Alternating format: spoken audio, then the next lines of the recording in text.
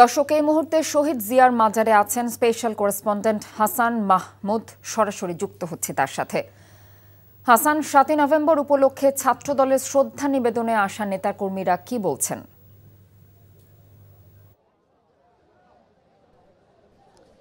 আসলে ৭ই নভেম্বর জাতীয় বিপ্লব ও সংহতি দিবস। এই দিবসটি উপলক্ষে প্রতি বছরই আসলে বিএনপি বিভিন্ন কর্মসূচির আয়োজন করে এবং তারই ধারাবাহিকতায় আজকে বিএনপি এবং এর সহযোগী যে সংগঠনগুলো রয়েছে তারা দিনব্যাপী নানা কর্মসূচির পালন করবে এবং সেই কর্মসূচির মধ্যে রয়েছে সকালেই শহীদ প্রেসিডেন্ট জিয়াউর রহমানের মাজারে শ্রদ্ধা জানানো এবং শহীদ প্রেসিডেন্ট জিয়াউর রহমানের মাজারে শ্রদ্ধা জানাতে ছাত্রদল সহ বিভিন্ন সংগঠনের যে সহযোগী সংগঠন রয়েছে সেসব সংগঠনের নেতাকর্মীরা কিন্তু শহীদ প্রেসিডেন্ট জিয়াউর রহমানের মাজার এবং তার চারপাশে কিন্তু ছড়িয়ে পড়েছে এবং বিপুল সংখ্যক নেতাকর্মী কিন্তু উপস্থিত হয়েছে।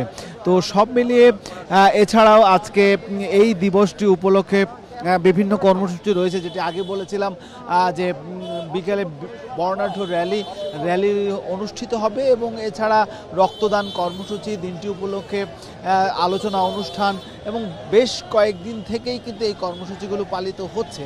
তো সব মিলিয়ে জিয়ার মাজারে আজকে শহীদ প্রেসিডেন্ট জিয়ার মাজারে এই দলটির প্রতিষ্ঠাতা যিনি ৭ই নভেম্বরের মহানায়ক সেই তার স্মৃতিকে ঘিরে তার যে মাজার রয়েছে সেই মাজারে শ্রদ্ধা জানানো হবে এবং ফুলের শ্রদ্ধা জানাতে বিএনপির মহাসচিব মির্জা ফখরুল ইসলাম আলমগীর এখানে উপস্থিত থাকবেন এবং এছাড়াও দলের অন্যান্য নেতারা কিন্তু এখানে উপস্থিত থাকবেন।